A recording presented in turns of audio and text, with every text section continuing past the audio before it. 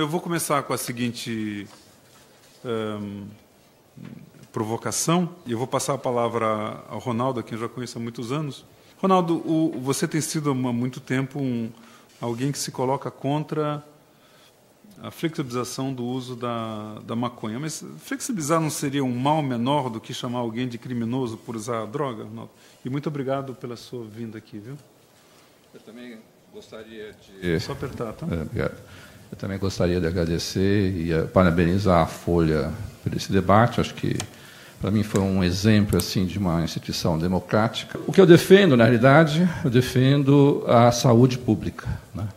E por isso que eu acho que esse debate, por mais importante que seja, eu acho que ele é quase que irrelevante do ponto de vista de saúde pública. Quais são as grandes questões na área de álcool e drogas importantes do ponto de vista de saúde pública? Primeiro, o tabaco, né? O tabaco é a droga de longe que mais mata, e no Brasil nós temos uma história de parcial sucesso em relação ao tabaco. Do ponto de vista de saúde pública, o que é importante o tabaco? Diminuir o número de fumantes, ponto final. Por isso que esse consenso em relação ao tabaco é muito fácil, né? Por isso que não teve um debate na Folha antes para discutir quais são as políticas do tabaco, porque é muito fácil. A Organização Mundial de Saúde já sabe que você tem que aumentar o preço, desestimular o consumo, e não tem um discurso de defesa do indivíduo fumante. Teve um período, mas depois desapareceu. Porque o interesse da saúde pública, que é um interesse mais global, prevaleceu. Em relação ao álcool, que possivelmente é um problema no Brasil até mais importante do que o tabaco, né, a saúde pública também prevalece. Cada droga é uma droga, né? E quando a gente fala em qualquer droga, a gente tem que discutir uso e abuso.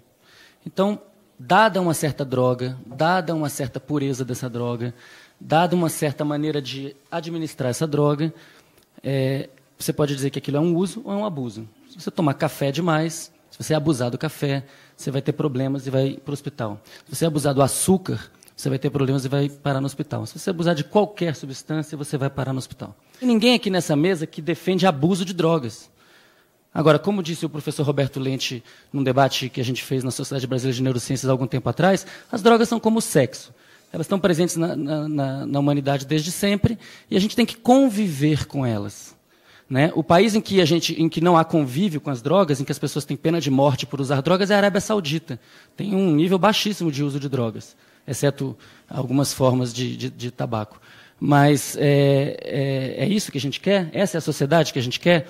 Então, o equilíbrio, a moderação é fundamental. O Ronaldo falou, bom, o que a gente precisa é aumentar o preço, diminuir o consumo.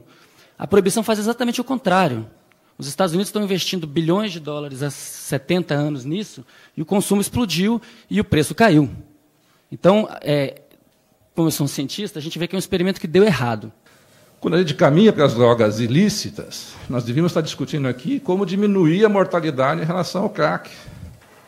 Nós temos uma epidemia de crack e o pior, não temos nenhuma política em relação ao crack.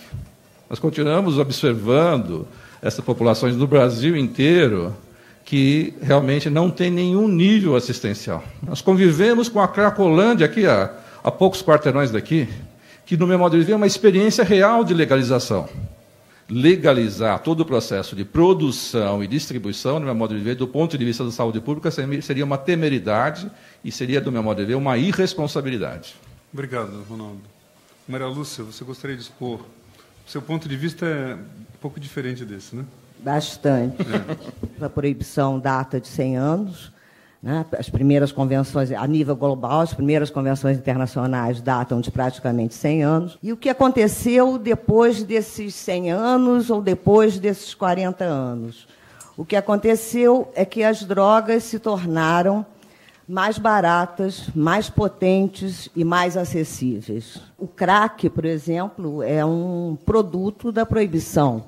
O próprio diretor da Polícia Federal, recentemente, em maio, no Rio de Janeiro, numa conferência internacional, reconheceu que o surgimento do crack foi um resultado da... Ele falava como se fosse um êxito, né? Que o surgimento do crack era, em grande parte, consequência de êxitos na repressão à cocaína. esse fracasso da guerra às drogas, esse fracasso da proibição, é apenas a constatação, né, uma constatação óbvia, da inutilidade, da insistência, da irracional insistência nessa política. O mais assustador, né, e o que precisa ser enfrentado, né, com maior urgência é o problema da violência. E essa violência tem provocado, né, inúmeras mortes, né, que são mortes de pessoas, são problemas, sim, de saúde pública. Né? Qualquer pessoa que morre é uma derrota para quem trabalha e para quem se preocupa com saúde, portanto, com vida. Mas não bastasse a violência, né, que é natural em um mercado ilegal, é a própria saúde pública que é também afetada por essa proibição. Né? O fato da produção e do comércio serem ilegais conduz à total falta de controle de qualidade das substâncias proibidas. Um dos grandes enganos, uma das grandes falácias, uma das grandes mentiras da proibição é essa suposta pretensão, esse suposto objetivo de controlar, né, as drogas, de impedir que elas circulem. Né? A circulação delas é evidente. Por quê? Porque no mercado ilegal, na verdade, não há nenhum controle. A única forma de se controlar é legalizando. Legalizar significa exatamente regulamentar, regular e, portanto, controlar. Quem controla hoje o mercado são os chamados traficantes.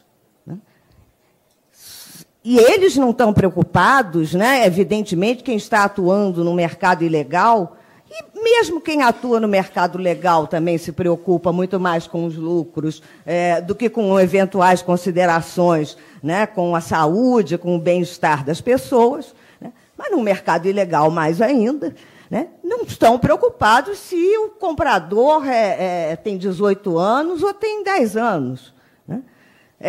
Não está preocupado em melhorar a qualidade do produto que ele vai entregar ao consumo, ao contrário, ele vai se valer de misturas que vão render mais, né? e que tornam essas substâncias mais perigosas. Qualquer profissional da saúde deveria estar preocupado com isso. Né? É fundamental que as pessoas saibam o que elas estão ingerindo. E no mercado ilegal, as pessoas não sabem o que estão ingerindo. E quem trata de pessoas que têm problemas decorrentes de drogas deveriam ter essa consciência de que ao sofrimento dessas pessoas se soma o sofrimento da marginalização, se soma o sofrimento da identificação de uma conduta criminosa, de uma conduta proibida. Um mínimo de compromisso com a saúde, com a vida, com o bem-estar das pessoas, passa pela legalização da produção, do comércio e do consumo de todas as drogas. Esse é o verdadeiro compromisso com o bem-estar das pessoas. Obrigado, João.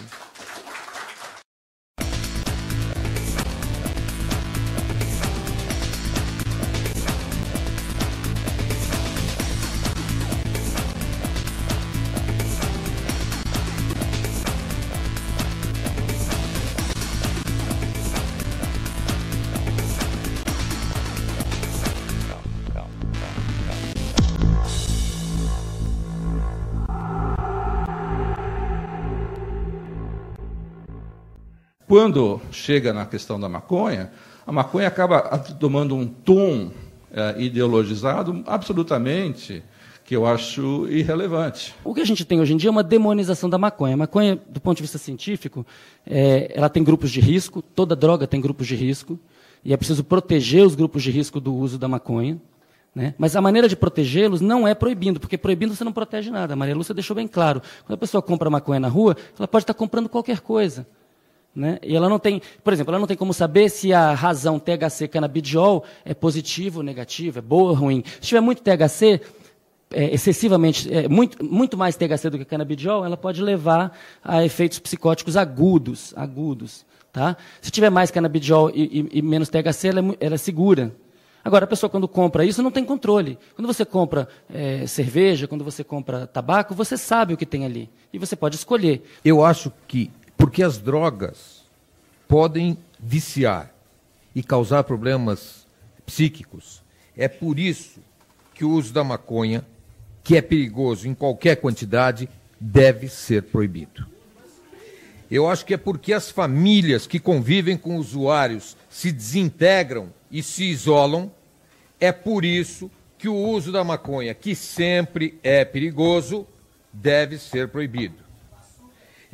Açúcar também faz mal. Pessoal, por favor. Sem dúvida nenhuma. Por favor. Só que tem uma questão, açúcar não é tóxico. Segundo lugar, nem é remédio. Usuários de açúcar não se unem por favor.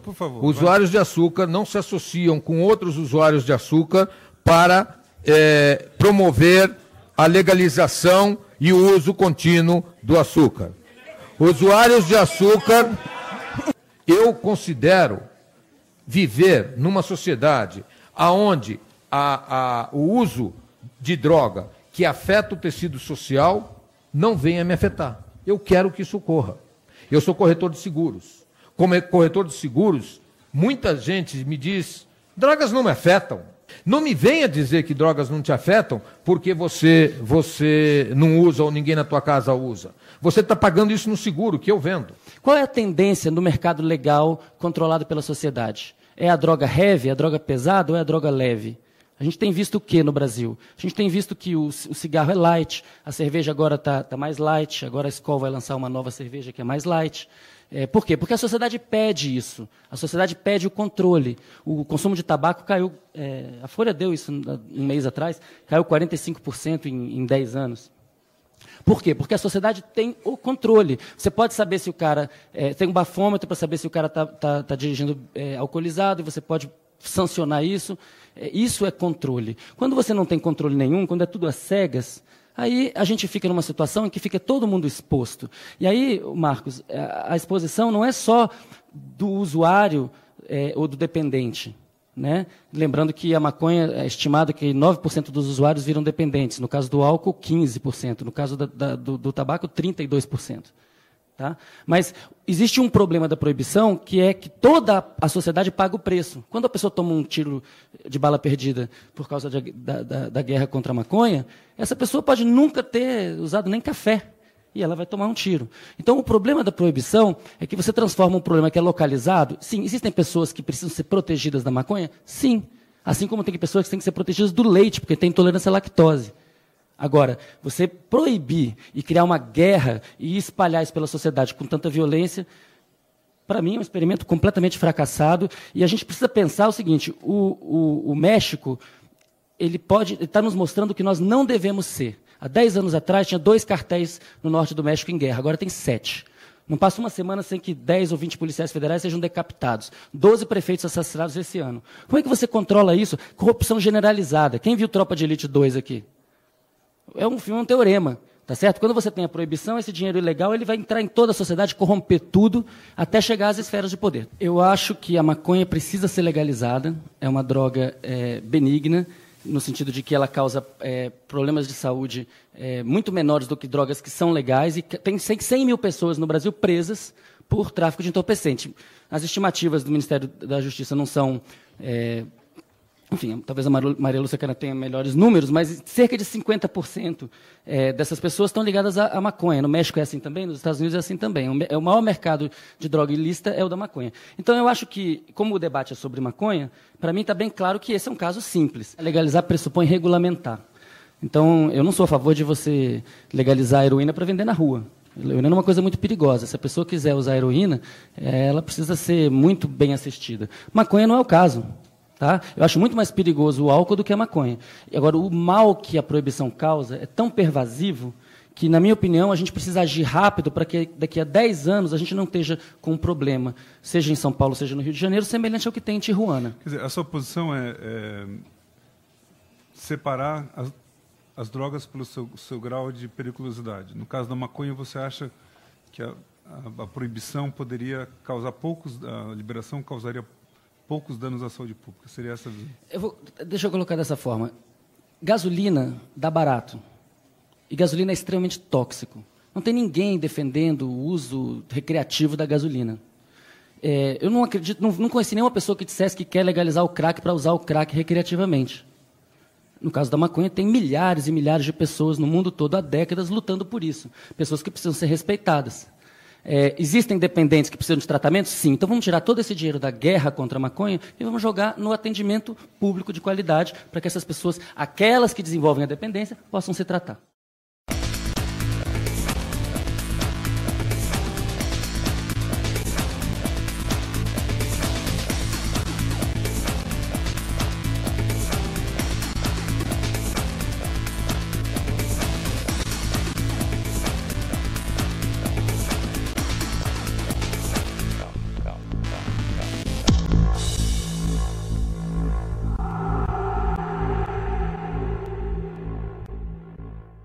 O que eu me julgo capacitado de dar alguma contribuição é explicar, à luz dos conhecimentos recentes da neurociência, por que a maconha vem sendo usada há mais de 5 mil anos como remédio. Do ponto de vista histórico, antropológico, social, medicinal, científico, não é exagero dizer que o procedimento de usar a maconha como uma forma terapêutica é provavelmente o procedimento médico mais antigo e mais bem documentado da história da humanidade. E é um procedimento que ocorreu em várias civilizações diferentes e de forma sistemática e de forma muito bem documentada. E isso foi ressuscitado, inclusive, no século XVIII, quando finalmente os europeus foram na Índia conhecer um pouco mais sobre outras formas de medicina. E aí um médico chamado O'Shaughnessy, um irlandês, ele sistematizou testes para vários efeitos que ele viu que a maconha produzia. Por exemplo, na época, os europeus tinham muito problema com tétano, cólera e mesmo com epilepsia, e ele verificou que os indianos usavam tranquilamente maconha para acabar com os espasmos, com a convulsão, coisas que os europeus estavam sofrendo e já estava sendo usado há milênios na Índia, certo? E aí ele sistematizou uma série de testes para tornar isso mais... para tornar o uso mais consistente, né, mais previsível e sistematizado. Ele realizou uma série de testes com o foco da medicina ocidental, nesse caso, né? E, em poucos anos, a maconha explodiu como sendo a maior protagonista do mercado de farmacologia desde o final do século XIX até o meio do século XX, quando ela foi proibida por motivos que não tem nada a ver com os efeitos farmacológicos dela, né? Nada a ver mesmo. Então, a maconha ela tem sido, assim, durante 5 mil anos da história, ou mais, história da conexão do homem com a maconha, ela é predominantemente entendida como um remédio. Só de 50 anos para cá é que se criou uma série de leis que não tem nada a ver, de novo, com nenhuma consequência ruim do uso médico da maconha. São interesses outros relacionados a fatores geopolíticos e interesses mesmo, enfim, que é uma questão mais histórica que não é a minha seara, mas o fato é que a minha seara é a neurociência e o entendimento da história da medicina, e dentro dessa seara você procura na história algum motivo para ter acabado o uso medicinal da maconha, e não existe. Nenhum motivo médico, na verdade. Então, hoje em dia, o que existe é a possibilidade de usar a biotecnologia para gerar plantas padronizadas, de maneira que você possa usar diretamente a planta, que passa a ser, inclusive, uma nova maneira de você encarar a produção industrial de remédios que vai usar simplesmente energia solar e não vai causar nenhum poluente na natureza. E você pode usar essa tecnologia, inclusive, para criar várias linhagens, por exemplo, de maconha, sendo que, porque ela tem 70 canabinoides diferentes, você pode criar uma linhagem que causa menos efeitos psicoativos, mas é mais sedativa. Você pode criar uma linhagem que é mais analgésica, uma linhagem que é antipsicótica, uma linhagem que é mais estimuladora do apetite, uma linhagem que é mais antiemética, uma linhagem que é mais anticancerígena, uma linhagem que é mais antiespasmódica, uma linhagem que é mais anti-inflamatória, uma linhagem que é mais broncodilatadora, uma linhagem que pode ser, inclusive, usada... enfim... Obrigado. Pessoal, por favor. Ronaldo, eu queria passar para você, porque você também tem uma observação sobre essa parte do uso da maconha medicinal. Né? Olha, se tudo isso que o colega falou fosse verdade, a Jamaica teria 100 prêmios. A Jamaica teria 100 prêmios Nobel, né? Porque eu fico realmente impressionado com a leveza em que se retrata o uso da maconha. Eu não sou neurocientista, mas sou psiquiatra, e a gente sabe que 10% das... O colega aí, você está desrespeitando a mesa, com essas macaquices que você está fazendo aí. Você é racista. Pessoal, por favor. Por favor. Racista. Não, pessoal, por favor. A Folha de São Paulo tem o maior prazer em receber as pessoas, porque aqui é um lugar em que as ideias são debatidas e ouvidas com toda clareza. Por favor. Então, eu não sou neurocientista, mas sou psiquiatra, e a gente sabe que 10% dos adolescentes que usam maconha antes dos 15 anos desenvolvem um quadro esquizofrênico. A gente sabe que 13% dos novos casos de esquizofrenia tem alguém relacionado ao uso de maconha. A gente sabe que no período da adolescência, especialmente, que é um período que a gente chama de poda neuronal, qualquer exposição ao uso da maconha formata o cérebro de uma forma diferente. Então, não tenho dúvida que, do ponto de vista de saúde pública, nossas políticas deveriam atingir e proteger os adolescentes. A maconha foi legalizada por 5.000 anos. Nossos ancestrais não eram todos esquizofrênicos. A Austrália, um dos países que tem o maior índice de uso de maconha no mundo, a esquizofrenia não aumentou em 30 anos lá. Tá? Agora, essa é uma questão importante, aí entra a ciência. É fato que existe uma relação, tem vários artigos mostrando que para pessoas que têm uma propensão à esquizofrenia, né, tem vários trabalhos mostrando isso, existe a cannabis pode precipitar isso daí. Tá? Inclusive, parece que está ligado a um problema, a uma mutação num gene que codifica para uma enzima que metaboliza a dopamina. Então, as pessoas que têm uma valina no lugar de uma metionina podem ser mais sensíveis à maconha. Isso está ficando bastante claro. Então, é preciso proteger os jovens do consumo precoce. Né? Os trabalhos que existem mostrando uma associação com a esquizofrenia, como é que fala odds ratio? Proporção à incidência. Né? Essa relação ela é significativa para jovens que fazem uso pesado. Então, jovens não devem fazer uso, muito menos uso pesado. Agora, tem uma coisa muito interessante nisso. Como é que você sabe e o Ronaldo é psiquiatra, ele vai poder adicionar esse debate. Como é que você sabe que uma pessoa tem tendências psicóticas? Isso não é uma coisa simples. Né? A pessoa, se ela já surtou, então é muito fácil saber. Mas se ela nunca surtou, como é que você vai saber? É engraçado porque a maconha talvez seja o diagnóstico. Pessoas que não têm tendências psicóticas... Estou falando sério, estou falando de ciência. Pessoas que não têm tendências psicóticas não vão ficar psicóticas porque fumaram maconha. Os estudos mostram isso. Mas pessoas que têm a tendência podem sofrer um acréscimo na sua chance de psicotizar e causar danos para o resto da vida. Pessoas que têm tendência psicótica, quando usam uma dose baixa de maconha, experimentam episódios de paranoia, etc. Pessoas que não têm tendência psicótica, mesmo numa dose alta, não experimentam nada disso. Então, se tem uma pessoa que você suspeita que pode ter uma tendência à psicose, talvez uma dose baixa de maconha seja diagnóstica, para saber se essa pessoa pode ou não pode usar. Assim como quando a gente vai tomar penicilina, não, vocês estão rindo, eu estou falando sério. Quando você usa penicilina, você, antes de saber se pode tomar penicilina, você testa para saber se tem alergia. Não é isso?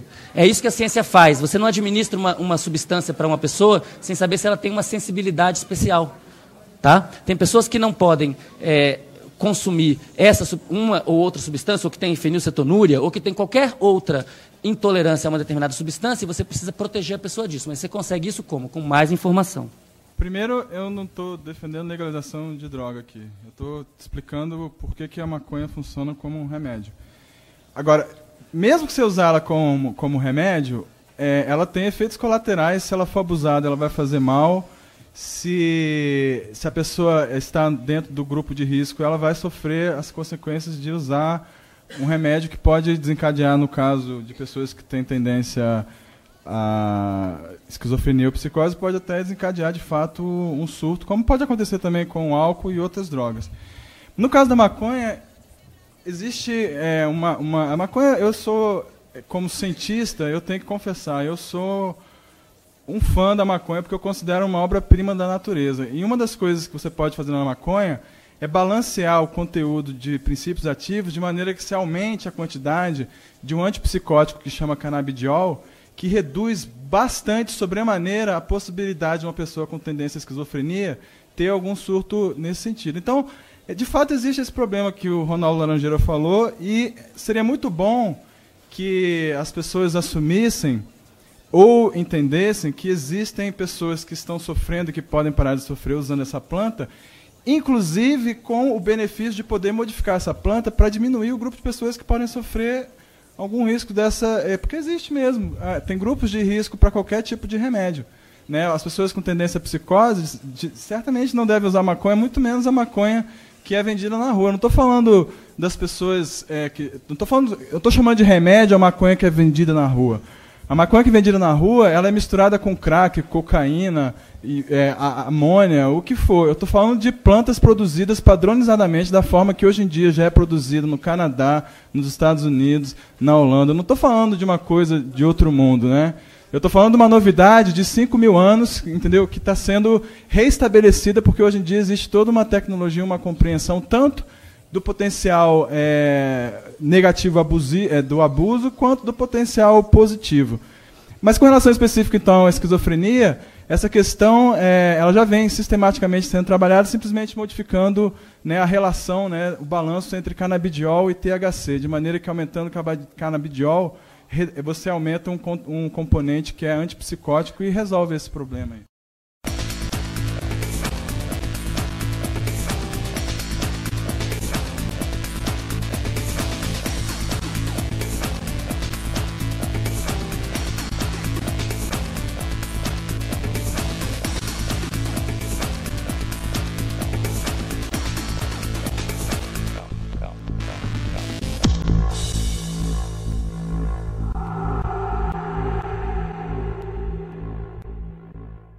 Se você legalizar as drogas, você vai simplesmente criar dois mercados.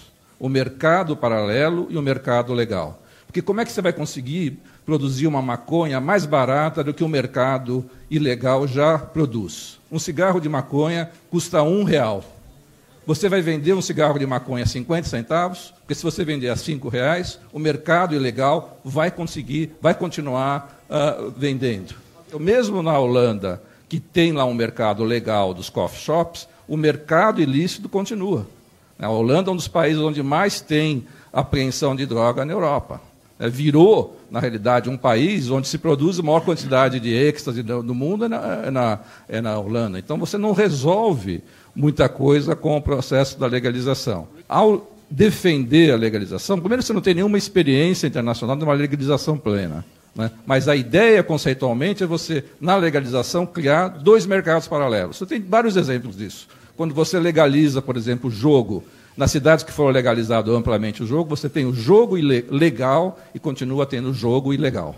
Se você achar que no Rio de Janeiro você vai legalizar as drogas e os traficantes do Rio de Janeiro vão vender flores na escada de Ipanema, nós vamos estar realmente ficando muito iludidos sobre o que é realmente a política de drogas. Eu acho que não tem solução fácil, eu não estou aqui defendendo a solução fácil, mas a legalização me parece uma ideia absolutamente rósea e que, ao invés de resolver o problema, infelizmente, vai criar muito mais problemas do que resolveria. Então, por isso que eu absolutamente discordo desse sonho dourado da legalização, que fala, com a legalização, nós vamos resolver todos os problemas. Primeiro, esclarecer algumas coisas, né? Enfim, um mínimo de compromisso com a realidade. A Holanda não legalizou nada, né? O que existe na Holanda.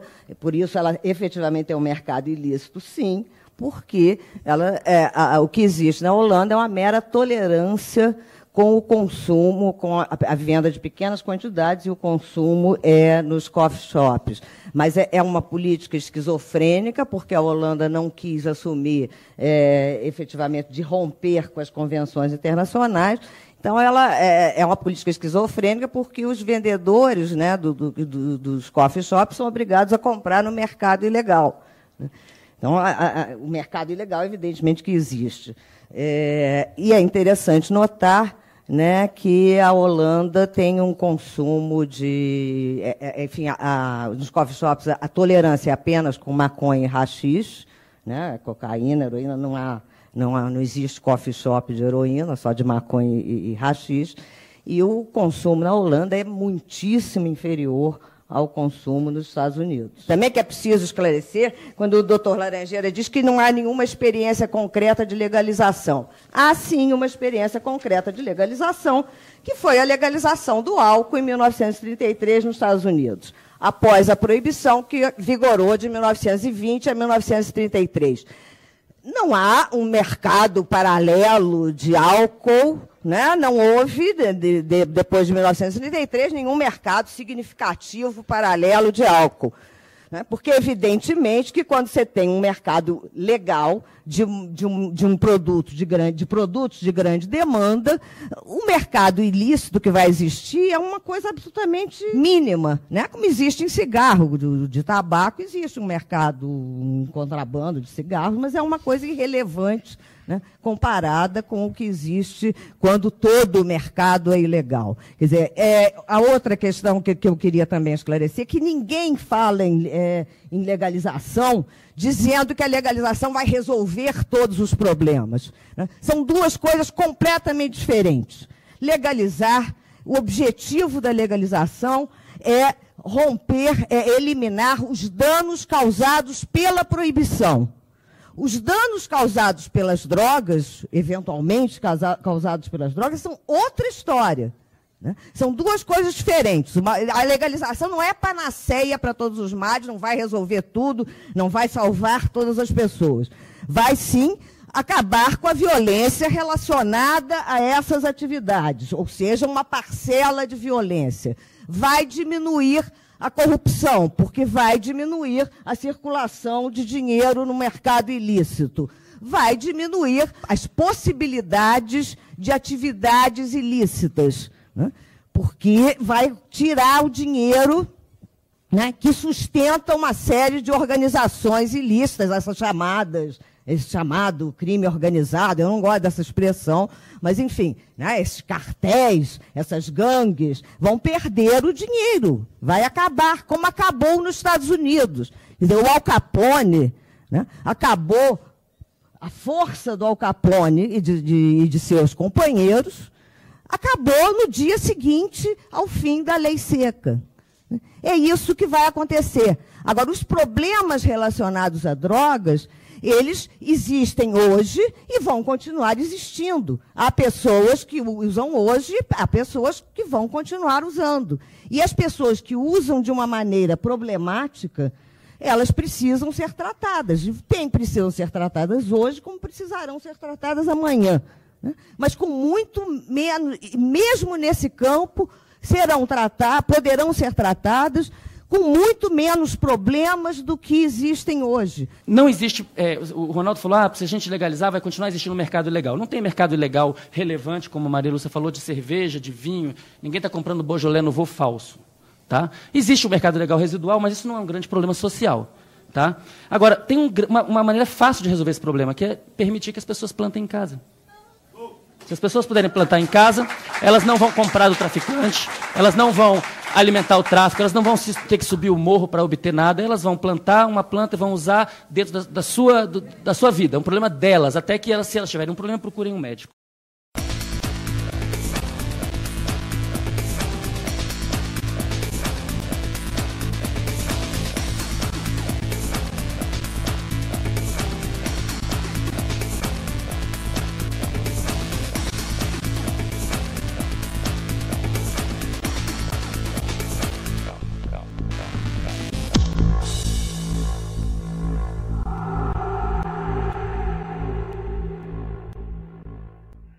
Eu discordo frontalmente, por exemplo, de políticas que permitam a plantação de maconha em casa. Porque não vai ser só aquele usuário de maconha que vai plantar 5, 3, 6 pés de maconha em casa. O que vai acontecer é que o próprio tráfico vai usar esse subterfúgio da lei e vai plantar grandes plantações da maconha em todo lugar. Se eu tiver que falar de um modelo que eu defendo, que vale a pena, que é um modelo pouco citado aqui no Brasil, que é o modelo sueco.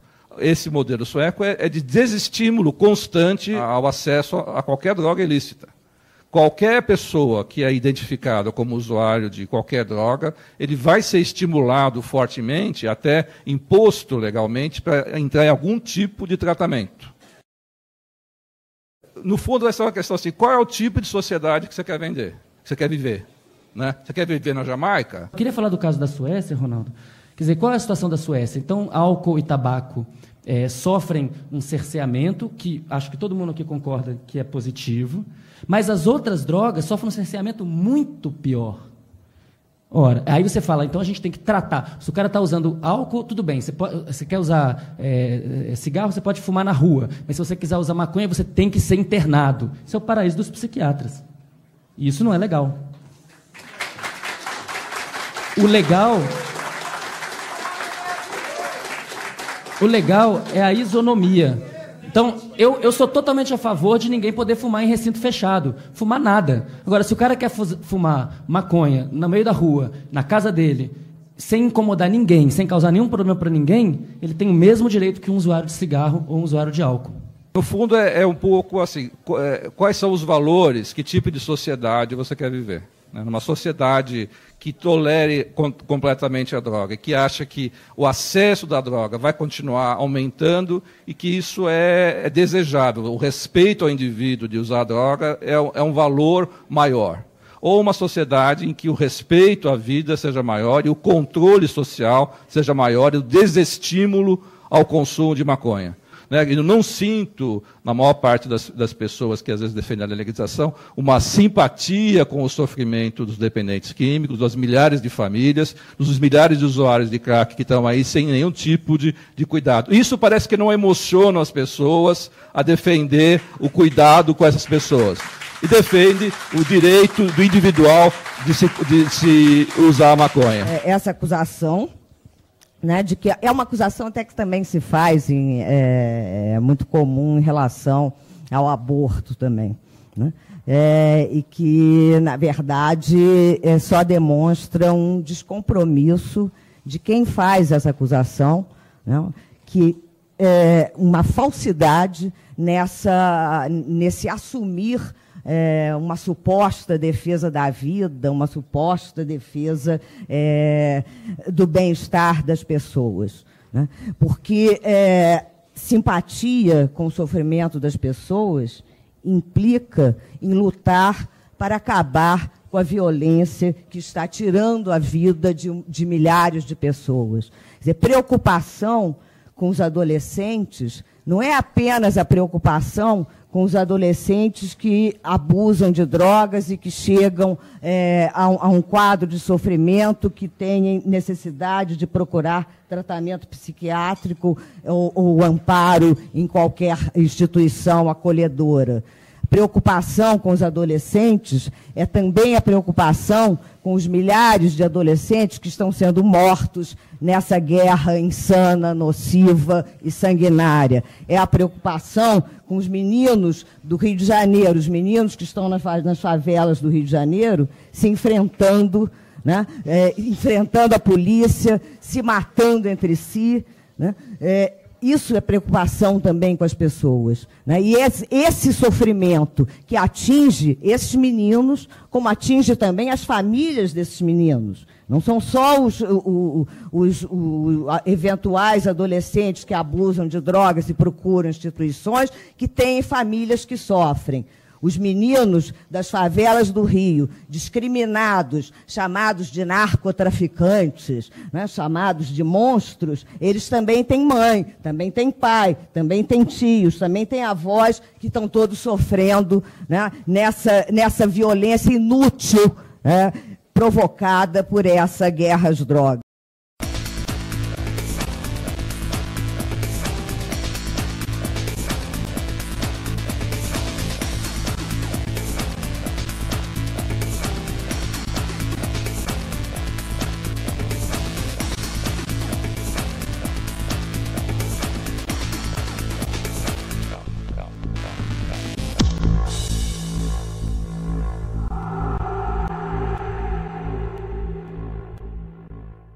Tem mais uma coisa que foi falada aqui e que eu acho importante mencionar.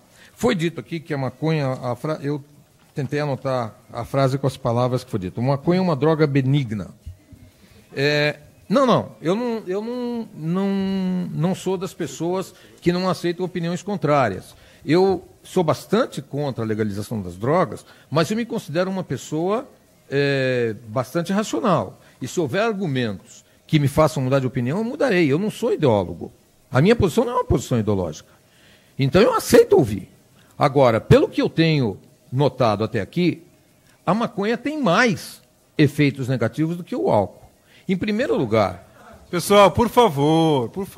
Em primeiro lugar, é uma quantidade muito pequena, praticamente desprezível, dos usuários de droga, de álcool, que bebem até o nível de intoxicação. O número, pessoal, por favor, de usuários, o número de usuários que usam a droga ilícita até o nível de intoxicação é muito maior que o usuário de álcool que usa até o nível da intoxicação. Existe um pensamento mágico, viu, Marcos, de que eu acho que a gente tem acordo em que é preciso impedir o abuso. Mas como é que se impede o abuso? Acho que, com relação ao objetivo, talvez tenhamos todos o mesmo objetivo. Agora, como é que a gente chega lá? O pensamento mágico é que a proibição impede o abuso, e não impede o abuso.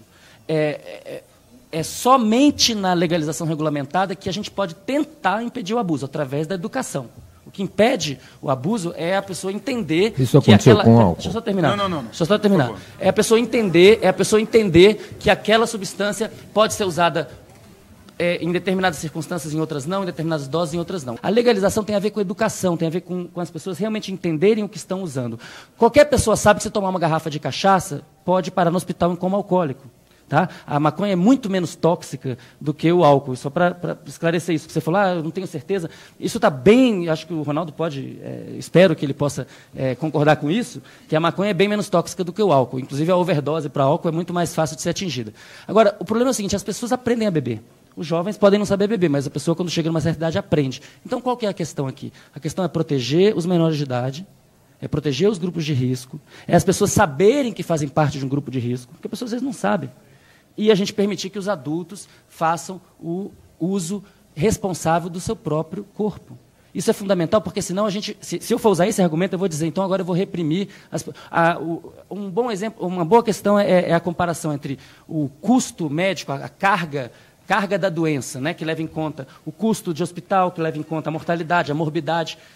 Na Austrália, que é um país que tem um uso alto de cannabis, o custo médico, a carga médica da maconha na Austrália é de 0,2%. Tá? Do álcool, está aqui na minha frente, é 10 vezes mais do que isso. E muito maior do que isso é o que está ligado à obesidade. Agora, a gente vai proibir as pessoas de comerem? Não, a gente tem que esclarecer. A gente tem que educar. O Renato falou aqui algumas coisas que eu acho maravilhosas e importantíssimas. É verdade que há muitas substâncias positivas na maconha. Mas, e eu não sei se você falou, infelizmente eu estava fazendo algumas anotações e talvez perdi uma parte do que você falou pela concentração nas anotações,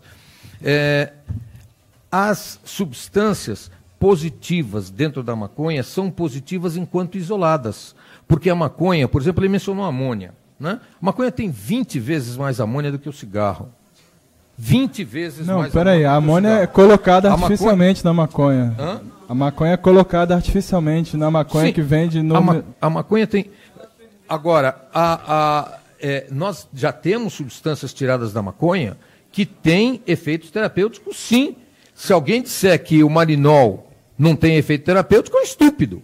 O marinol é o THC sintetizado, que é usado para alívio da dor, é usado para alívio de efeitos de quimioterapia, é usado para alívio de náuseas. Agora, a grande maioria dos usuários não quer marinol, porque marinol você toma um comprimido. Ele quer fumar. E quando ele fuma, ele não está recebendo só o THC, ele está recebendo um montão de outras substâncias nocivas, sim. Absolutamente nocivas. Isso eu acho que todos aqui na mesa já concordaram com isso. Não, então, eu não concordo, não. Um exemplo que foi citado aqui, que é o marinol é THC, né? O THC é o principal componente psicoativo da maconha. Aí tem uma questão. Quando, por exemplo, uma forma de usar o THC é para ele aliviar o sofrimento de pessoas que estão fazendo quimioterapia, que é um sofrimento, não tenho dúvida, terrível. muitas mães certamente não hesitariam em dar maconha para o filho se soubessem que o resultado seria o que de fato é, um resultado de alívio completo desse sofrimento, que é o seguinte: a pessoa toma a quimioterapia, na verdade o que ela está fazendo é estar tomando um veneno.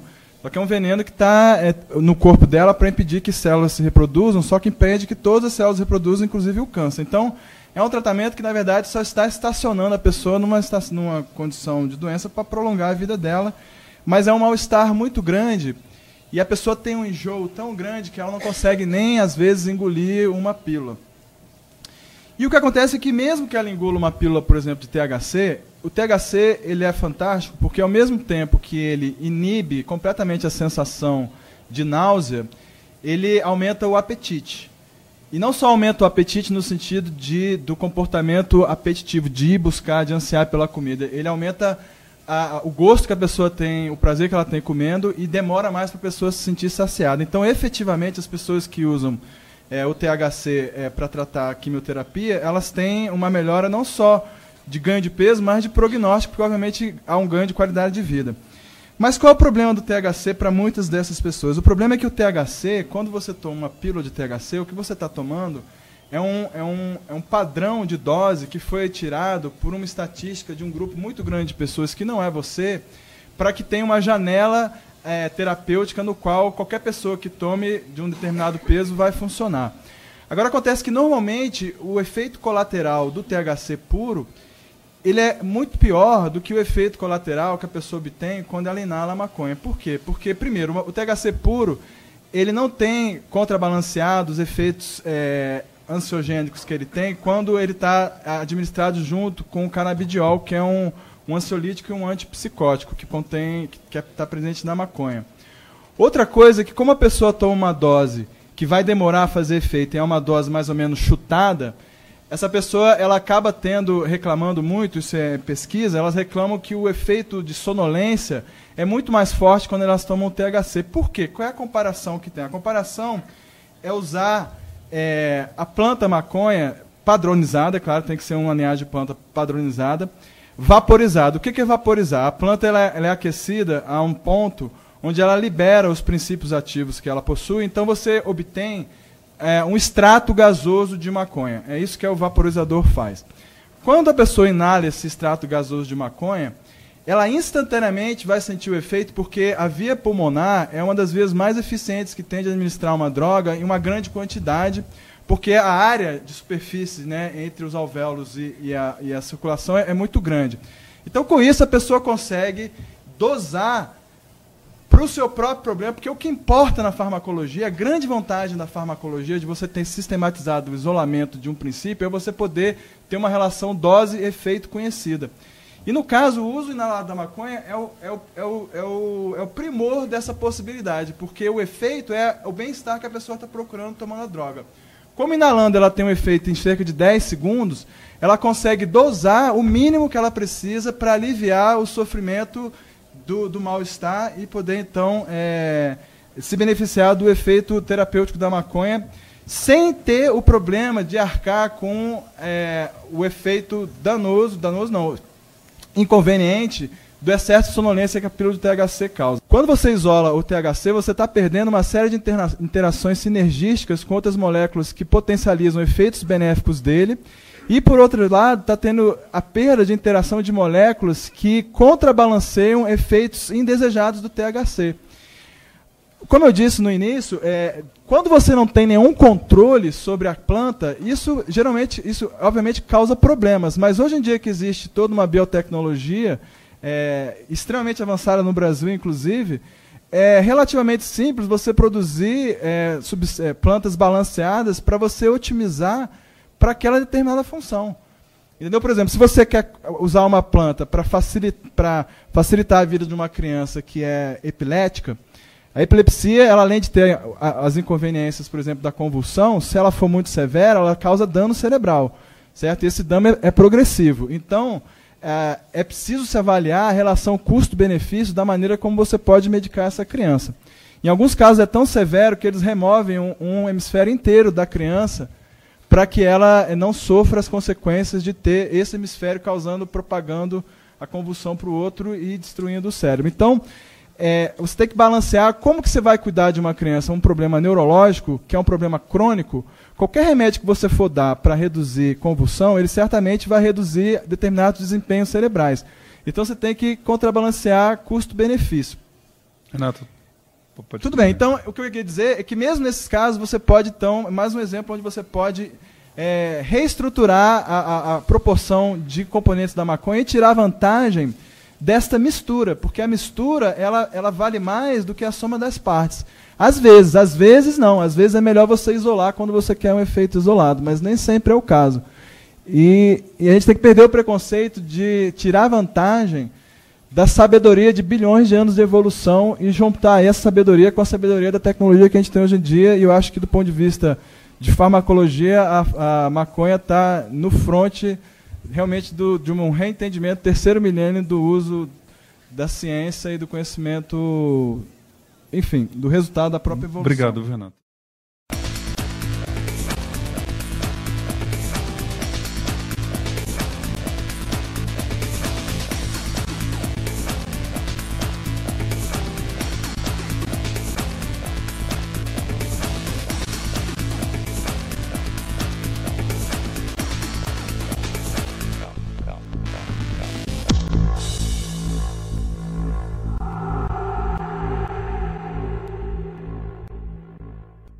Usuários de cocaína, de crack, de heroína e de outras drogas ilícitas, 80% deles usaram maconha antes de usar a outra droga.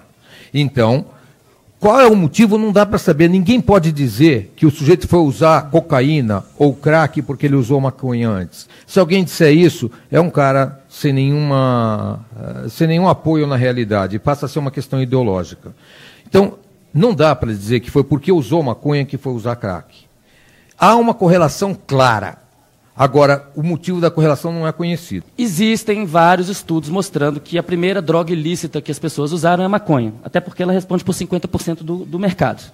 Mas a primeira droga não é a maconha, a primeira droga é o álcool, ou o tabaco. Tá? Não é muito fácil, você falou, é impossível determinar qual é a causalidade. Não é fácil determinar, mas tem maneiras, tem pessoas tentando, usando estatística mais elaborada, entender essa causalidade. E existem alguns estudos sugerindo que, de fato, existe uma causalidade quando o uso é feito no jovem. Tá? Isso, inclusive, em modelos animais. Então, se você pega um animal adulto e administra cannabis, ele não se torna mais facilmente usuário de outras substâncias, tá? Usando modelos de laboratório. Mas se você faz isso na infância, na adolescência do animal, isso se verifica. Essa é a ciência que a gente tem hoje. Pode ser que mude daqui a 5 anos, mas hoje isso sugere que, de fato, a gente precisa proteger os jovens dessas drogas. Todas. Álcool, tabaco, todas. Agora, qual é a solução? É proibir todas as drogas ou é regulamentar todas as drogas? E aí, só para terminar, a questão da porta da saída. Tem dois estudos que são interessantes aqui. Um é o estudo feito pelo Dr. Dartil Xavier com usuários de crack aqui em São Paulo, tá? Que é um estudo observacional, foi um estudo observacional. O que se verificou é que aquele grupo de usuários de crack atribuíram à maconha a sua liberação do crack. E se a pessoa tiver que escolher entre crack e maconha, é bem evidente que ela deve escolher a maconha. E, no caso desse estudo, parece que elas abandonaram o uso da maconha também. Em Portugal, onde há 10 anos todas as drogas são permitidas para uso até 10 doses, né, definido lá objetivamente, houve um aumento, não houve aumento do consumo. Não houve aumento do consumo, isso está bem estabelecido. Mas houve um aumento do número de pessoas que procuram serviço médico por causa de maconha, de 40% para 60% mais ou menos. E de heroína caiu pela metade. Então tem tem várias coisas sugerindo que a maconha pode ser uma porta de saída para essas drogas pesadas. E isso precisa ser pesquisado. Esse país precisa pesquisar. Nosso país precisa pesquisar isso daí. Porque o crack, de fato, está se tornando um grande problema. Como é que você tira o cara do crack? Se for através da maconha, que seja, mas a gente precisa, para saber se a gente precisa pesquisar, precisa desembargar a ciência, essa pesquisa, porque essa pesquisa está proibida. Acho que o único consenso que existe nessa área é que você fazer o que a gente chama de uma despenalização do usuário. Porque a penalização do usuário é uma coisa recente na literatura, nos últimos 40 anos. mesmo na lei seca americana, quando foi uma proibição total, não tinha uma penalização de quem bebia. Você tinha uma penalização de quem produzia e distribuía. As pessoas que sofrem, né, as pessoas que vão, evidentemente, senhor Marcos, as pessoas que vão e as famílias que vão procurar a sua instituição são pessoas que estão sofrendo. Né? Quem consome de forma, enfim, que não está lhe causando mal, não vai procurar nenhuma instituição. E há inúmeras pessoas que consomem. Por exemplo, os 3 últimos presidentes dos Estados Unidos, inclusive o atual, né, quer dizer, o atual e os 2 últimos, foram consumidores de drogas. Eles disseram isso, ninguém inventou, eles mesmos assumiram isso, todos 3, Clinton, Bush e o Obama. E eles se tornaram presidente da República. Eles não procuraram nenhuma instituição, eles não estavam sofrendo, não procuraram nenhuma instituição. Agora, se eles tivessem sido presos, eles não seriam presidentes da República. Né? Como diz o Jack Cole, que é o presidente da LIP, alguém pode superar uma adição, uma dependência, mas ninguém se consegue superar uma condenação criminal. Obrigado. Então, ao sofrimento dessas pessoas que abusaram de drogas, ou que seus familiares abusaram de drogas, a proibição acrescenta o sofrimento da repressão, o sofrimento da marginalização, o sofrimento da prisão. Portanto, quem tem compromisso com as pessoas, quem tem compromisso com o bem-estar das pessoas, quem tem compromisso, quem tem solidariedade com as pessoas, há de repensar essa política nociva, essa política sanguinária, essa política danosa, traduzida numa expressão que diz tudo. Guerra. Guerra é ruim em qualquer hipótese. Obrigado. Bom, o debate é ótimo, né? Tem um monte de coisa. Eu acho ótimo que a gente tem alguns pontos de concordância. Todo mundo aqui na mesa disse que não é a favor de usuário ser preso. Então, acho que todo mundo na mesa é a favor de mudar a lei. Porque a lei atual é a seguinte: o usuário não é preso, mas quem define se a pessoa é usuário ou não é o juiz, baseado na decisão arbitrária do juiz e não numa quantidade ou em alguma coisa objetiva. O usuário de classe média não vai preso. Se vai preso, logo ele é solto. O usuário pobre, ele vai enquadrado como traficante se ele tiver 3 baseados e quando ele vai para a prisão, acho que todo mundo também concorda, ele não vai sair melhor de lá. Então, isso é um ponto de concordância. Essa lei precisa mudar, é uma lei ambígua. É uma lei que cria uma zona de risco, especialmente para aqueles que não têm proteção legal, que são os mais pobres. Né? Então, nesse sentido, é uma lei que melhorou a situação do usuário em tese, mas na prática ela pode ter piorado, porque ela se tornou mais dura com o traficante e o usuário pobre pode ser facilmente enquadrado como traficante sem direito à defesa.